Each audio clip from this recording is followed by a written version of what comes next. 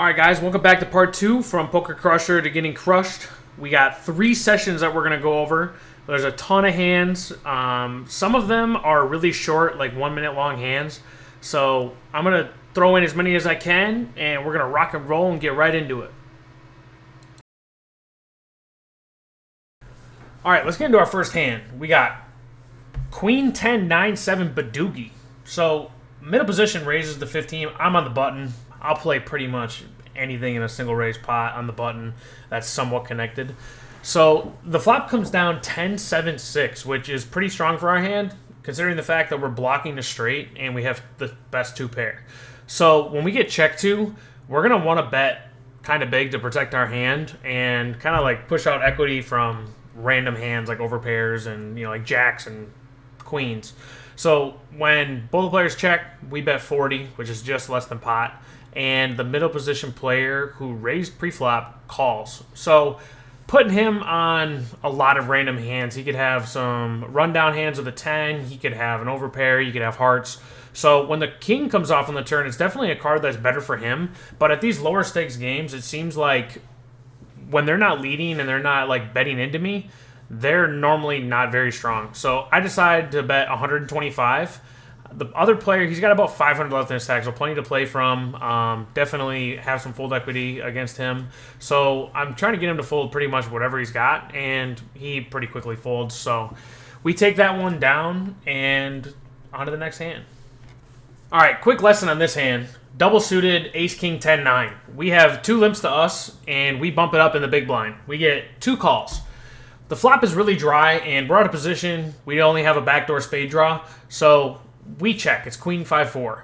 2 of the other players snap check back. They're both not interested in the pot. I'm going to bet almost any turn now because they look like they just have nothing. So when the turn's the queen of spades, it pairs the top card and brings me a king high flush draw. We're just betting that if they don't have a queen or the ace high flush draw, they're just folding. So we pick up $50 pretty much for free. There we go. All right, this hand, we were arguing with the dealer for like 2 minutes on what the pot was pre-flop. But pretty much what happened was the button raised to 40, and it was me in the small blind after a call, and I make it $145. And I have ace, 7-8 with 3 clubs. So kind of bad aces, but at least we have a suit. So we're going to a flop heads up out of position to a player who has $500 left in the stack. And the flop comes queen, jack, deuce with 2 hearts.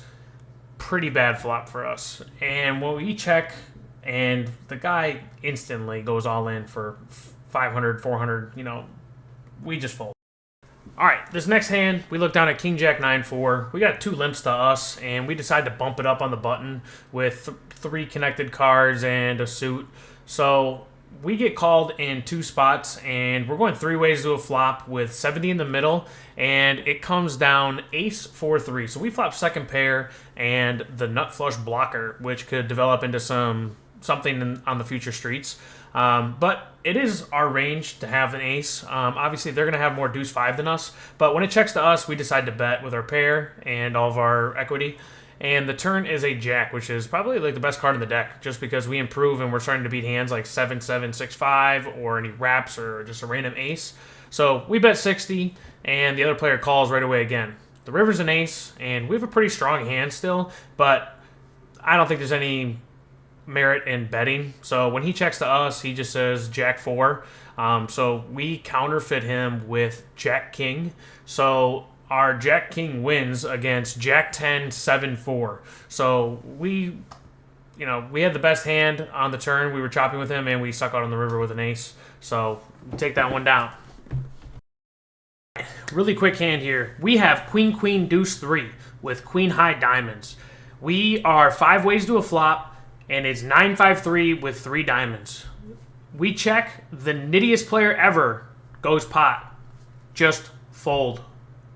We just sat down on our new table. We are adding on. We have $400 behind, and we just handed $400 to the chip runner. So our stack is about 1,000 effective, and we recognize some players here from other times that we've played at the Aria, and it's going to be an action game. So under the gun player raises 35. 2 people call before me, and I decide to call with king, jack, jack 3 with king high hearts. And the flop comes down pretty good for our hand.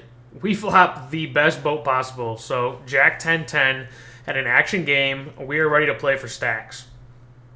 Sadly, it checks around, and the turn is probably the best for our hand.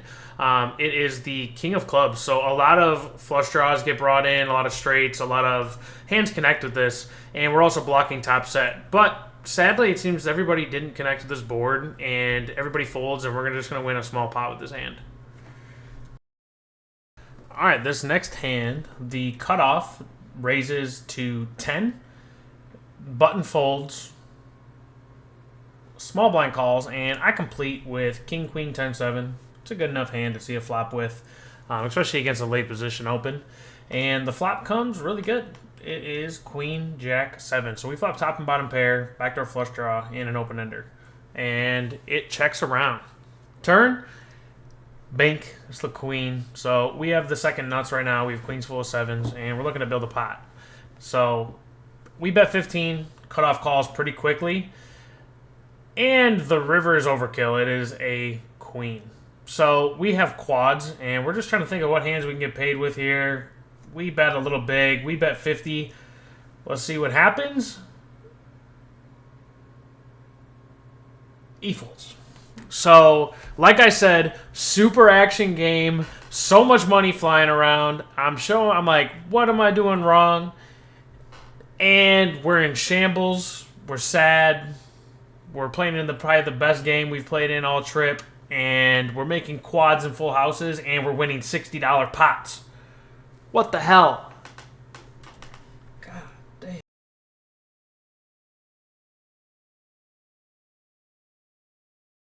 All right, this is just getting ridiculous. 2 hands later, I lost the footage, but after I made my quad queens, I flopped top set of 9s and turned quad 9s, and I won a $60 pot again. What the? All right, on to the next hand. We have 7-8, 9 jack with 7-8 of clubs. So we're missing the 10 for a complete rundown, but we still have a very strong hand. So we're going 5 ways to the flop, which comes gin. 3, 7, 10. So we flop a pair and a wrap. So we're playing in a game where these guys are pretty much calling with anything. And our hand has so much equity, we're really trying to build this pot. So we bet, and 2 players call. The turn is a 3. So on a board pair, after I bet the flop, I'm going to lean towards betting a lot on this card.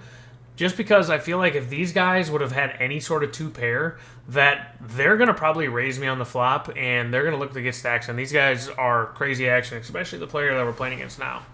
So on this turn, I am still a little cautious that he could have turned a boat, but I'm not really thinking about it much because he just calls so light. So when the river's a 9 of clubs, I decided to down bet for 200 because he has about 500 left, and I would assume that I'm going to fold if he jams or get value if he calls.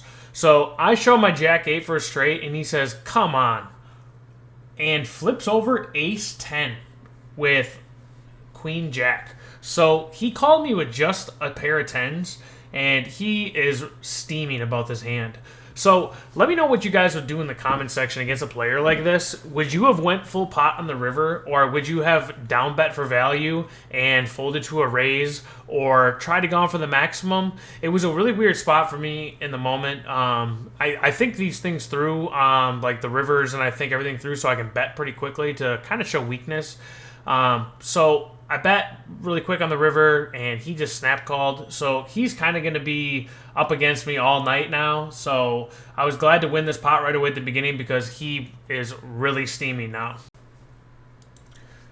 All right, this is where I'm either going to sound like an idiot or I'm going to sound like a genius, or maybe this is just how most people think about this game. So we are about $2,500, $3,000 deep, and we have 8-8-6-5. So we have a pair, some connecting cards, and it limps around, and the straddle makes it 50 more. So they already pulled the 10 in from us, and they put $50 more in the middle. So everyone calls that limped. So we're going to be going 5 ways to the flop with $300 in the middle, and we flop not much. We flop a low wrap, but there's already a straight out there. But we're double blocking the straight. And our player on the button, who we know really likes to call wide, has only $175 left in the stack. So I bet exactly $175, hoping that that player calls with something random or folds. So on this board, I feel like you can go either way, and you could either check or bet. In my opinion, I feel like when there's a player who's calling with every single hand, my equity is high enough that I can run it against, any random pair that he has, any random hand that he has, or I can bet and take it down. I don't think there's really a way that I'm winning the hand unless I'm betting. So in this spot, I chose the aggressive route and wanted to push either that player out and get everybody else to fold, or get him in, and that'll probably, push everybody else out of the hand unless they have a very strong made hand, which some people are going to check a set and check 2 pair, but I'm deep enough that on almost any run out, I can get them to fold unless they somehow improve. So let me know what you guys think about this hand, and just with the player's depth on the button and the equity that I have against his whole range, if you guys would have went with a bet here, a check here, or how you guys would have went about this. All right, and on to our biggest hand of the evening. Surprisingly, on our biggest hand, we are in the straddle, and we have 1, 2, 3 limps to us, and we're just going to check our option with Queen, 8-4, and we're headed off to a flop, which is pretty sick. It is Queen 9-7, so we flop top set. We have the stone cold nuts, and to make it even better, the crazy action player on our right decides to lead into us for pot for 40, and we call because there's not really a lot of hands that we can raise with that these players are going to just be like stacking off with, and there's still a lot of bad turns for our hand, and we have plenty of time to get a lot of money in, especially with $160 going into the turn. And when the turn is a 4, our crazy action player thinks about it for not very long at all before announcing 150, and he's got about another 700 behind. So we're gonna bump it up here now on this turn still with the nuts, and we make it 600. And our player on the left is instantly grabbing his chips. We're like, what the hell can these guys have? So he's grabbing chips. We have the nuts. Obviously, we're loving life. We're pretty much all in. He only needs to stick in another, 600 more to be all in. So the player on our left with about 240 puts it in. The player on our right instantly grabs his stack and puts it all in. So we snap call, and we're just hoping to fade literally everything. And we do. It's the ace of spades. I'm sorry, ace of hearts. So we somehow hold, and if you can look at this guy's hand, he has Jack 10-10-8. So he has a full wrap with a flush draw, and the player to our left had King Jack 10 with the ace high flush draw.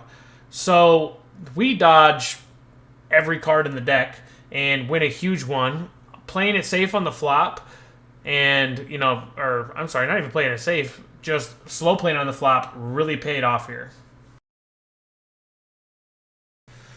All right, that's gonna wrap it up for this vlog.